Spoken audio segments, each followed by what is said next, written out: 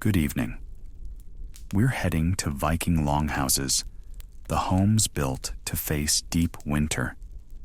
And here's the truth. A longhouse was a wooden thermos for people and animals, keeping heat, work, and kin together under its roof. They sometimes kept the smoke indoors on purpose, and it actually helped. If you enjoy this channel, tap like and subscribe so more sleepy history finds you, and so you can drift back here on the next late night. Tell me where you're listening from and what time it is, city or countryside, early or very late, so we can spot the stretch of night across the world. Dim the lights, unclench your jaw, and breathe out, feeling a soft throw blanket over your legs, the hum of a fan, and the tick of a distant clock. Now, let's step into winter, to the coast where these houses earned their keep. Snow crunches under your boots as you step into a farmyard at the edge of winter. The air bites at your nose, clean and cold. A low fence leans under a skim of frost, while a sheep snorts once, then settles. Your glove closes over the smooth wooden door latch under your palm. Timber warms a little against the skin. The yard is quiet enough that your breath feels loud. A look up brings the roofline into view, long and simple against a pale sky. The ridgepole runs straight as an oar, and the roof pitches steep to slide snow off before it grows heavy. Thatch or turf lies thick, snug at the eaves. The roof is a wool cap pulled low over a household. Deep shadows sit under the overhang and the rafters read like clean tally marks. Beyond the house, the land makes its case. A low rise to the north blocks the worst of the wind, and a stand of spruce works as a living wall. A swale to the east stays wet in spring, which warns you to keep the walls higher and the doorway dry. Flat ground near a stream makes chores easier, but open water can pull cold air down the valley. On a coast, the wind off the water can drive snow like sand, so a backset from the shore is safer. Out here, winter makes the rules, and no one argues with the referee. The house takes its cue from that fact. If it sits wrong, the smoke sulks, the roof strains, and the door clogs under drifts. If it sits right, the wind skims past, the sun finds the long wall, and the ground stays firm under feet and hooves. Everything starts with where it sits. The first choices follow from that simple map in your head. Pick ground that sheds water and holds weight. Choose timber that can span the width without sag, straight in grain, and sound to the core. Turn the length to narrow the face to the wind and set the door where snow will not trap it. It begins with the ground and the trees you trust when the wind turns sharp. You squint across a frozen field and raise your hand to test the wind. The air bites your cheeks. Fresh-cut logs stacked nearby give a clean resin smell. Frost whispers over grass near your boots. You toss a pinch of snow and watch it stream. You look for a place where a wall could stand and not shiver every hour. Ridges along this coast make natural shields. Builders tuck a longhouse on the lee side. They avoid deep hollows where cold pools. The ground must shed melt, so they like a gentle slope with firm soil. Water stays close for people and stock, yet far enough that floods do not creep under the floor. Fuel is heavy, so a nearby stand of trees beats a pretty view. A track to the shore stays short for hauling fish and kelp. Orientation follows the sky and the wind. They set the house with regard to prevailing winds and the winter sun, turning doors away from the sting and letting the long wall catch low light. They favor shelter and sun because the low winter arc and a steady wind decide where warmth lingers. Therefore, a house set right keeps heat longer, and snow, trouble smaller. A nice side effect shows up in the smoke. A roof laid to the wind helps smoke drift out, and the doorways avoid drifting shut. The wind is a neighbor that never borrows sugar, only heat. Think of it like picking the best parking spot in a snowstorm, out of the gusts, near the glow, and not in a slush pit. Poor sighting risks drifting snow, damp floors, and stubborn smoke. Low swales turn spongy and freeze hard, so floor planks warp and joints creak. Open ground funnels drifts that pin doors and bury paths. A stream too near makes every chore a cold slog and gives frost a steady bite at the threshold. A distant axe thock echoes against the hillside, and you can almost hear an old builder say, "Higher ground, smaller trouble." Wood choice locks in the plan. They pick straight conifer timbers, spruce or pine, for posts and beams. Straight grain spans well and lifts cleanly. Spruce and pine are light enough to move with a team, and their resin helps them last. Straight trunks also mean fewer joints to leak. A site near those trees lowers hauling time and keeps a steady supply of fuel. A sunny lee face dries timbers after storms and spares the sills from rot. Smart siting saves wood, reduces repairs, and makes winter livable. Every cord stacked lasts longer.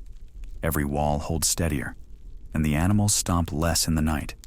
Comfort builds slowly, peg by peg, but it starts here. With timber chosen and tools at hand, the frame is next to rise from the forest. The place is set and the logs are ready. Time to lift the house's bones out of the trees. Hands wrap a long pine post as we edge it over the trench. On a shouted count, the village heaves, and the ground gives a low thud. Damp earth breathes up as the post bites into clay. Cold breath plumes in short bursts as hands find their grip. Stakes mark a straight run, so every post will land where the walls want to be. Poles wedge under the post, and shoulders lean in while a line marks plumb. Stones tumble in around the base, and a rammer thumps them tight. Lever boards turn a hard lift into a steady glide, and wedges hold the win. Neighbor power is the muscle for this work, and it has a rhythm. Jokes are short, grips change, and the post stands. Iron is tight in a farmstead, so nails are precious and few. Axe and adze work shape tenons, notches and pegs, the wood carrying its own solutions. Lashings of withy or rawhide hold where a pin alone might wander, because iron is scarce and dear, therefore joints lean on wood and fiber instead.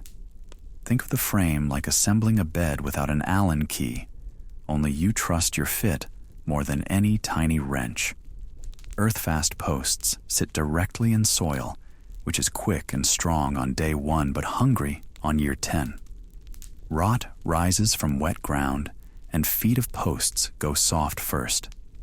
Raised sills on stones lift the timber clear and give rain a place to run, so a careful builder favors that when he can. The ridgepole comes early, often before the wall is fully filled in, and it tells you exactly where the house will live.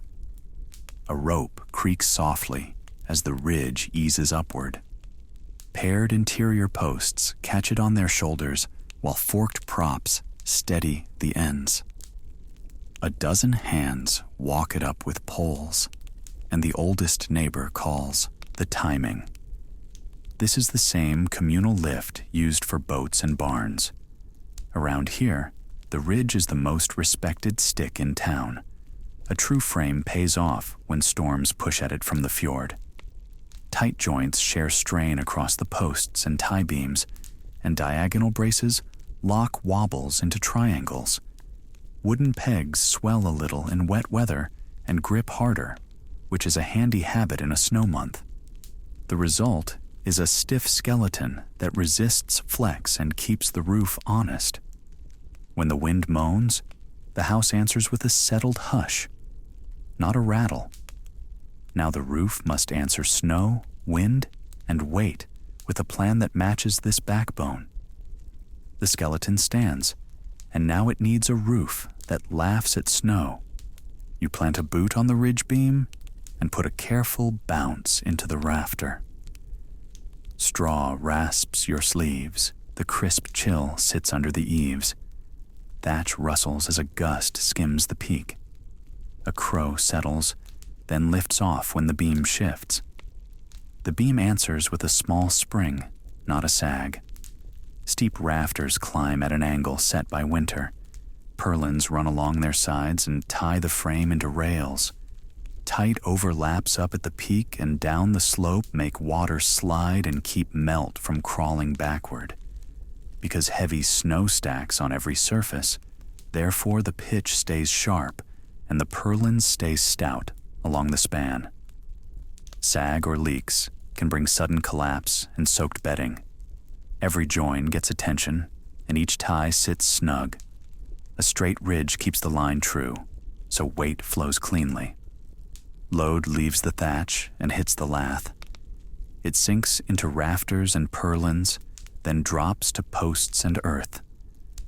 Cross braces keep those paths straight, so weight does not wander. Think of it like holding up a stack of wet quilts. You spread your hands and brace your elbows, so the weight goes into your bones, not your wrists. The frame works the same way, pushing snow down set paths into the ground. Thatch or turf sits thick over the rafters and purlins. Sod roofing adds weight, yet it buffers temperature and muffles wind. The builders answer that mass with stout rafters and close purlins, and they notch or lash each meeting so it acts as one piece. Edgeboards and ridge pieces pin the layers so gusts slide off rather than pry them up. Sods go root side down in offset runs that lock together. Overlapping courses grip the slope in tight rows. Water runs off before it finds a seam, and melt sheds fast even on a thawing day. Nails are rare here, so pegs, withes, and clever lacing keep the cover pressed. Roofs don't sleep. They hold their breath all winter. A sag caught late can let drips in, and one wet patch can grow heavy overnight. A well-braced roof turns storms into background noise. The wind dulls to a low hum under the turf and thatch. Inside, you hear a soft tick from the rafters, and a calm room holds steady heat. Walls and skins now decide how much heat you keep. Strong shoulders above still need warm sides around. Inhale slowly through your nose. Let a longer exhale drift out, and let your breath even out with the room's quiet hum. Builders pick steady ground, so the floor stays dry, and the house stands sure. A timber frame rises on that base. It carries winter loads. Posts meet beams in clean lines that hold firm, so the weight has a path to the earth. Above, a steep roof sheds snow and wind. Snow hushes as it slips from a slanted roof. The angle keeps drifts from sitting heavy, and the house keeps its balance under cold skies. Drop your shoulders. Let your jaw loosen. Think of the frame like a rib cage, strong and simple. Hear the low fan hum, and under it, the soft tick of a far clock. Picture snow sliding off safely, thin sheets whisking down the slopes and out of the way. Inside, the frame stays steady, the room calm and plain. These choices did not happen by accident, because they planned for weight and wind from the start. Therefore, they burn less wood and carry less worry when storms stack up later. The frame does its job without fuss, and the roof clears itself again and again. Avoiding heat loss is the next problem. The bones and the cap are ready, but open sides still leak what you work hard to make. It's time to close the sides so the heat you earn stays inside. Your thumb presses moss into a seam between planks. The damp green scent clings to your fingers, and your wool cuffs brush rough wood. Steam halos your hands as you work in the chill. A narrow gap becomes a line of green chinks, packed firm with a stick. Because wind finds every gap, therefore the seams get stuffed with moss or wool until light and air stop sneaking through. A small shutter taps once, then settles. Plank walls carry the weight on solid ribs, and they like this kind of caulking, since wood shrinks in winter and opens hairline paths. Wattle and daub starts lighter, with rods woven like a fence, then a clay-rich mix smeared over both sides, which dries to a tight, warm shell. Turf cladding sits outside on a light frame like sod stacked on a rack, thick and spongy, and the grass roots knit it long after the cut. Think of it like taping the edges of a hoodie in a sideways storm, so the gusts slide past instead of sneaking in. Planks that swell and settle do best when their seams are fed. You push moss or sometimes wool into every join, tap it with the haft of a knife, then lay a thin lath to hold it. Wattle and daub wants hair or straw mixed in for strength, and a quick rub with a wet hand seals dust into a smooth face. Turf asks for patience and angles so water runs off, with a skim of birch bark under the sod where lucky folks have it. Every entry point is a deal with the wind. Doors are small and set low, and eaves hang down to brush the air off the house like a hat brim. The surprise is social as much as practical. You bow to step inside, and so does every guest, which keeps heat in and pride a notch lower. The wind reads every crack like a gossip column. Low eaves cut the draft loop near the floor. Yet if the house breathes too little, trapped moisture swells wood and feeds a quiet damp. Edges matter even where they seem minor. Shutters close tight with a wedge, and where the plank meets stone at the base wall, someone has stuffed more moss, then tucked a board against it to stop wickup from wet ground. Inside, you feel the change. The floor chill softens, the straw bed stops shivering, and voices lose their echo as the skins of the house thicken. Layering turns one wall into many. A hard skin faces the world. A soft skin fills the leaks. A green skin of turf or a daub coat covers the lot, and the wind runs out of places to pry. The payoff is quiet and real. Layered skins and moss chinks turn biting gusts into a whisper. With heat bottled, you have to mind the other half of winter life, which is smoke and breath. Warmth is good. Warmth with breathable air is better. Your hand nudges the coals in the central hearth. Sparks wink upward and fade. Peat-sweet smoke sits at nose level, and there is a faint sting in the eyes. Above, a layer of smoke gathers under the rafters and hangs like a low sky. The fire dries damp boots and warms the bench, steady and patient. Small roof vents and wall shutters sit half open.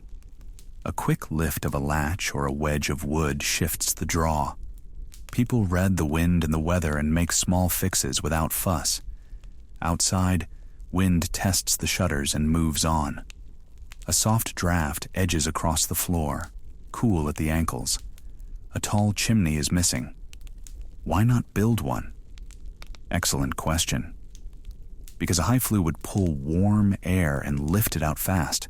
Therefore, most of the room's heat would leave with the smoke. Slow venting keeps warmth in the building and still lets smoke escape. The shutters and vents answer the gusts, not the other way around. The draft moves slow. It gives time for the room to grow warm while smoke pools higher, just under the roof. Think of it like using a slow cooker instead of blasting a microwave. People keep to the benches and low stools, where the air is clearer. Children nap near the wall line, where the haze thins. Tall rafters carry the rest toward the small openings, bit by bit. Smoke does work while it waits. It tans the beams and tightens the wood, which bugs do not love. It seeps into hanging fish and strips of meat and leaves a mild, salty edge. Lamplight trembles on a beam blackened by years. The ceiling wears winter like a soot sweater. The house smells of peat and tar and broth, clean and rough at once. Oil or tallow lamps add light and fumes, which means you balance glow against air. One lamp makes a pool of yellow on the table. 2 lamps help with a stitch or a carving, but the haze thickens and your eyes water. Families open a vent a finger more if the lamps must stay lit. On a clear, still night, shutters can widen and lamps can drop low. On stormy nights, the lamps work harder and the vents stay cautious. The payoff is simple and hard-won. Steady heat with managed smoke keeps people going and keeps food safe on the line. Faces warm, bread dries instead of molding, and morning comes without frost on the blankets. From this core, the room's layout turns into winter's workshop, with tasks circling the fire. Now let's map where people sleep, work, and share that heat. A bench holds you while a warp-weighted loom clacks and stew murmurs by the hearth.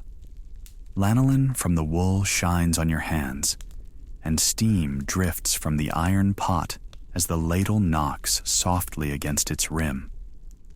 Benches and platforms line the walls and pull double duty as beds at night. Chests slide forward to serve as seats, then close tight to guard blankets, tools, and bread. The loom stands near the firelight, so pattern and fingers stay visible, and so the spinner can thaw her knuckles between passes. By night, rolled bedding and cloaks spread on the boards, then vanish back into chests by morning, clearing the floor for work again. Cooking stays at the central hearth, weaving hugs the brighter side, and sleeping tucks in the shadowed ends. Because winter pins everyone indoors for long stretches, therefore the hall becomes workshop, kitchen, and dorm without walls.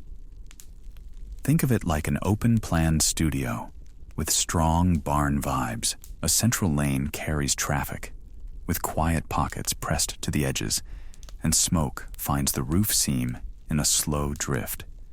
Children card wool near the warm side, while someone mends harness on a stool, and another hand skims the pot. Tools live where they earn their keep, and so nothing wanders far. Zones are spoken rather than built, and people read them like paths on a packed floor. Work stacks neatly when everyone knows the spot for salt, the peg for the ladle, and the board where mittens dry. A ring of keys hangs from the belt of the household head, often a woman, and that ring speaks.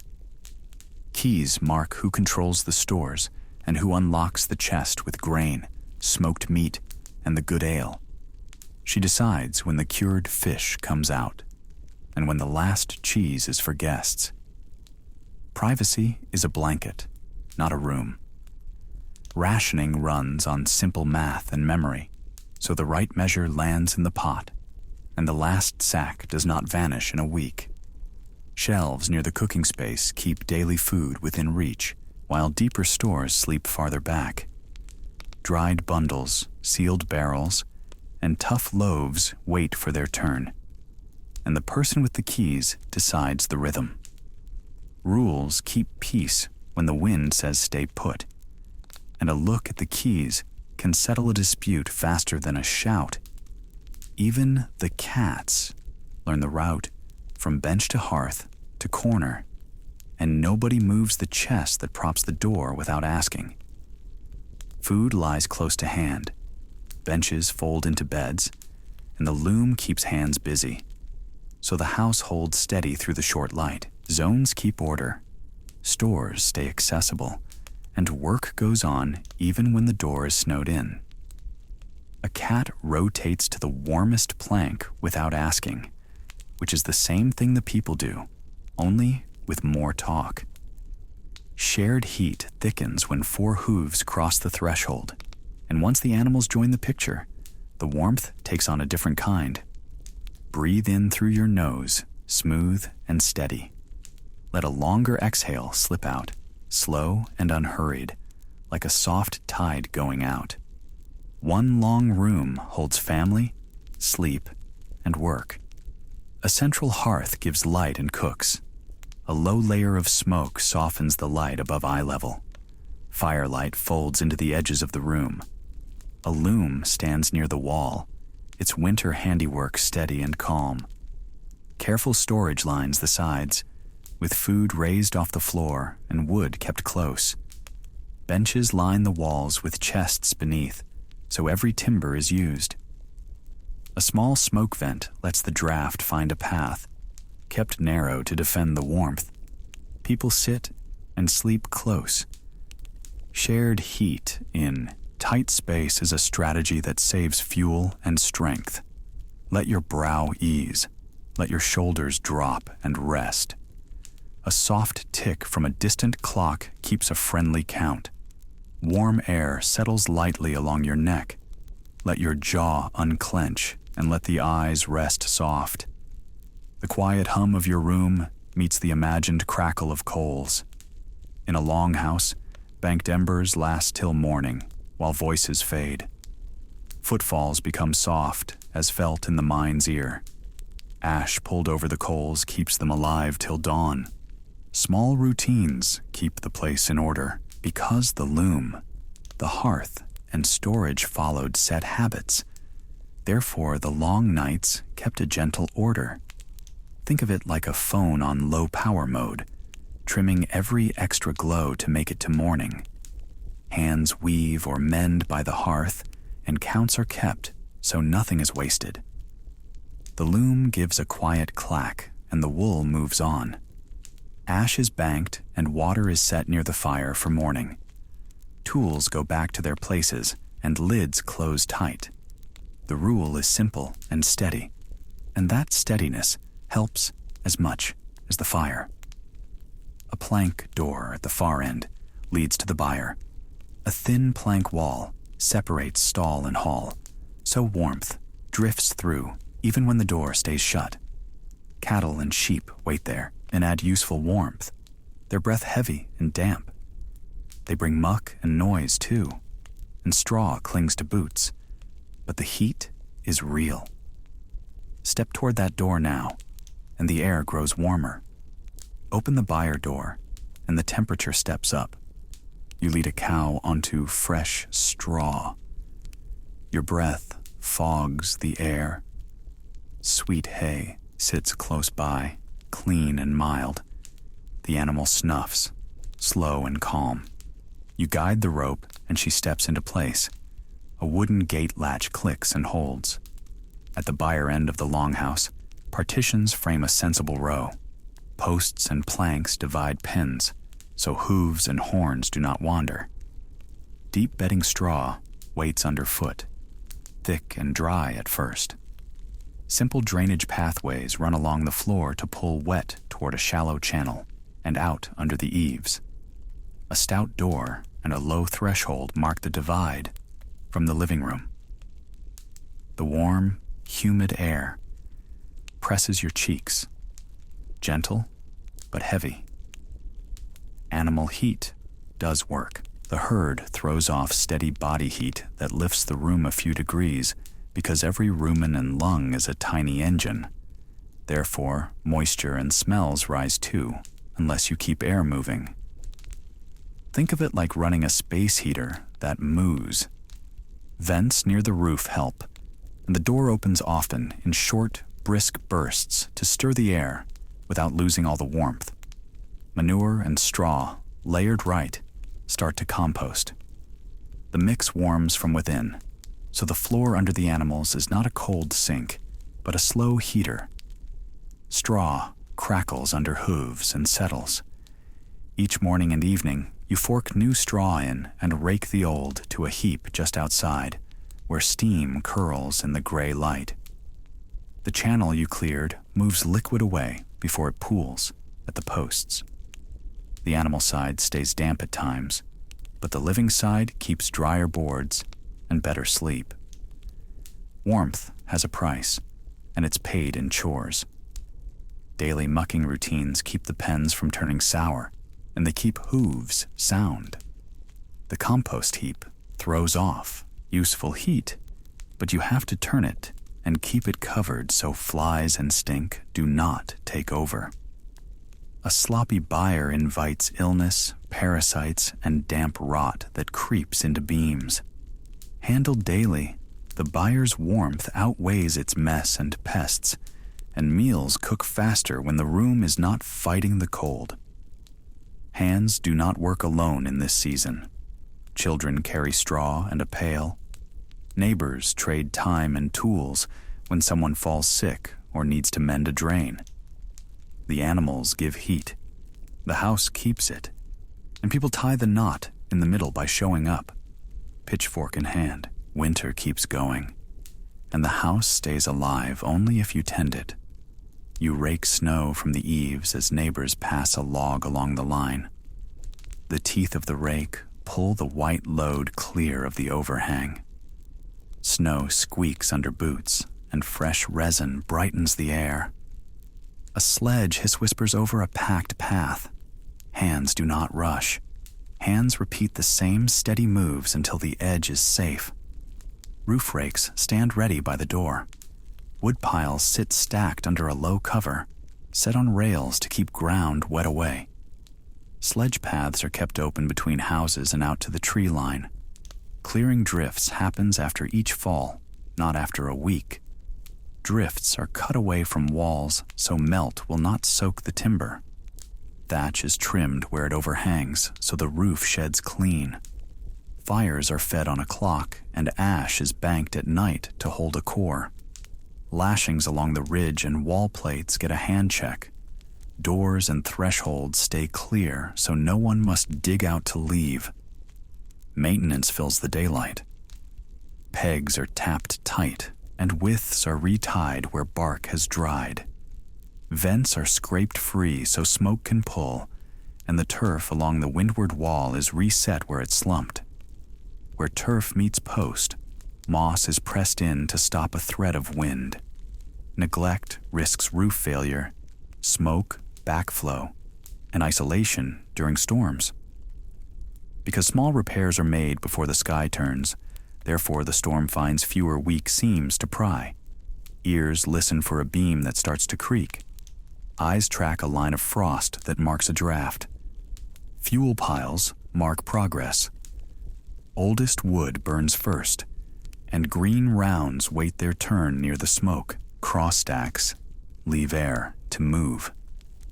Kindling sits under the bench where sparks will not wander.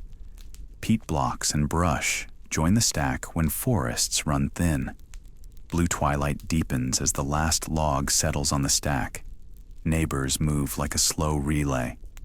A pair walks the sledge route each day and knocks loose the banks that try to swallow it. When a larger tree comes in, the line shifts to the next yard so tools and shoulders can be traded around. After a heavy fall, someone walks to each door to check on elders.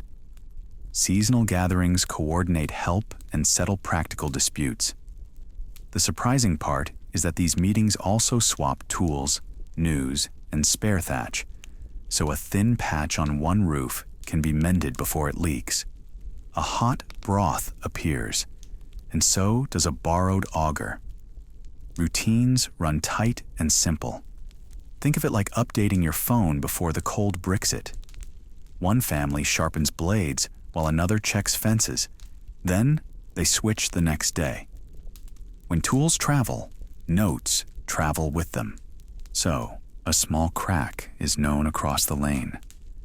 Open paths and ready stores turn into insurance when the sky goes white. The weather report is the only schedule that matters. Shared labor and steady habits carry the house to thaw.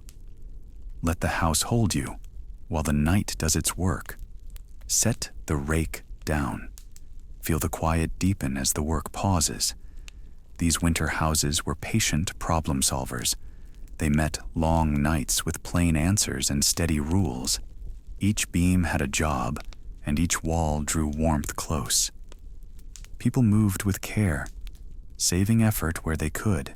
The result was not luxury, but a system that made the season bearable, one careful day after another. You can almost feel the hush and see a low glow along the boards. Nothing wasted, nothing flashy. Small choices made things safer. That is the quiet genius of it. Patient plans beat panic, especially when the world turns cold. Thank you for staying with me tonight, and for letting the noise of the day fade to the edge. If this helped you settle, a like and a quiet subscribe can keep more calm nights within reach. If not, skip it and keep the peace you have. It tells me this kind of calm helps. Share a favorite small detail, or tell me where you're listening from. Take one slow breath in and an even slower breath out. Let your shoulders drop. Let your jaw settle. Your room is safe and still. The fan gives its low hum. The clock adds a soft tick. Nothing needs you right now. You are allowed to rest. Close your eyes when you want, and let the quiet sit with you. Tomorrow can wait. The list can wait. If thoughts come, note them and let them go. You are safe. You can set everything down for the night. Let that hum keep you while the night carries you the rest of the way.